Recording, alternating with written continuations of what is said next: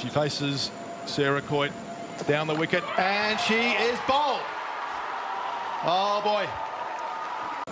Big moment. She bowls short to Wellington. They run with the shot. They'll take a single. It's Kavanagh at a third.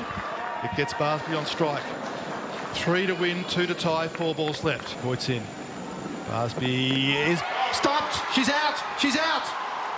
She's been stumped by Emma Mannix-Jeeves. Can you believe this? She faces Coit. And she hits it hard. It's off the rails, out again. Can you believe this? Can you believe it? That is ricocheted. There it was, struck well, and it might have been deliberate. If it was, that is an inspired piece of, because Coit,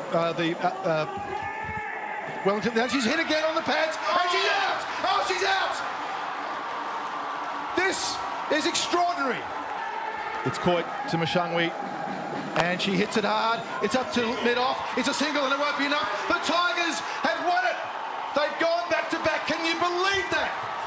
They have gone back-to-back in the most dramatic circumstances. Look at the scenes out in the centre.